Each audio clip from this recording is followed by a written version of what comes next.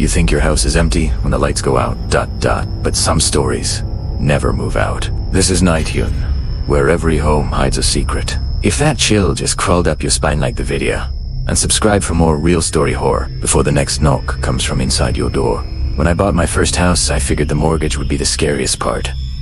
A small 2-bedroom bungalow outside Milwaukee on a quiet street with a fenced yard and the kind of breath-out relief you imagine when you finally have keys in your hand. I was a paralegal then, sensible and neat, changing locks, setting up utilities, filing my change of address at the post office, and within days the mail slot started clacking each afternoon with the usual welcome packets and bills, but also with 2 or 3 envelopes each day addressed to someone else, a woman I'll call Lorraine Hensley. At first I dutifully wrote "Return to Sender," but the letters kept coming, all handwritten, shaky script. No return.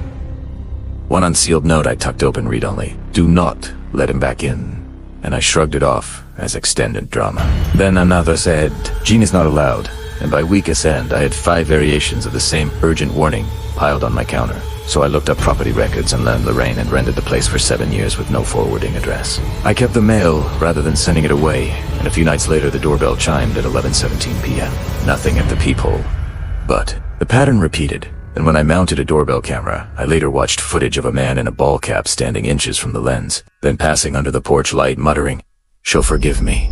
And soon he was testing the knob in the dark, saying through the door that she always let me in, which made me call 911 trembling. And although officers came, he vanished each time, leaving only the uneasy knowledge that someone believed this house still belonged to them. The next morning, a utility closet hid a pillowcase under an old rag, with travel-sized toiletries, a cracked flip phone, and a sticky note that read, "Back at 11 p.m.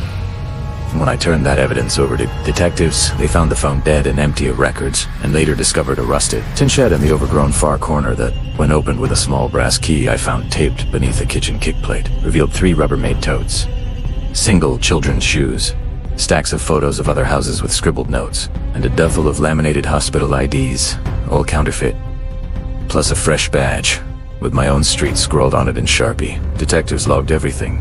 The shed was later found tidied as if someone tried to erase it. I welded it shut and beefed up security, but the feeling that the place had a life before me never left. In another house I bought for its bones, a 3-bed ranch from the 70s, I gutted and labeled like evidence at work. I pried off a baseboard and found an unlabeled brass key taped beneath, which opened a padlock to a buried shed full of mismatched children's shoes, photos, and hospital badges. And though the police called it recovered property with no leads, someone later returned and cut the lock clean, leaving the place swept like a scene someone wanted forgotten. In a different move-in, a teacher's ritual of locking windows and ticking off checklists turned into paranoia when the back door was repeatedly found unlocked, so she installed a smart deadbolt and balanced a dime on the inside handle as a trap.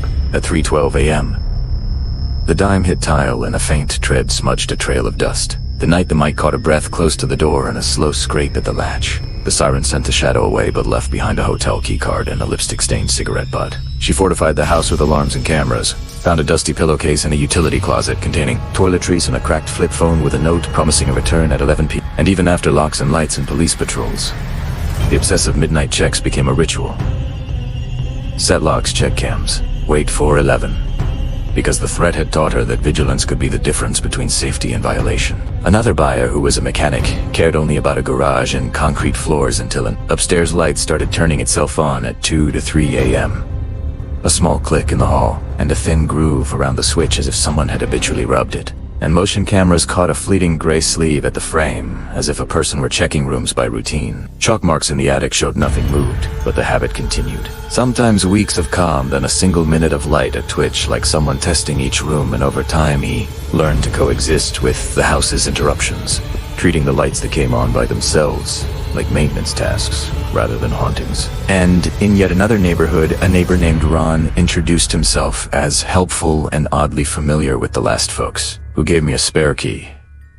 And after discovering evidence that someone had been in his place while he'd been at work and changing every lock, he watched Ron prostrate and then disappear. A for sale sign appearing and vanishing at odd speeds, leaving him with the lesson. Riki, don't trust favors that grant access.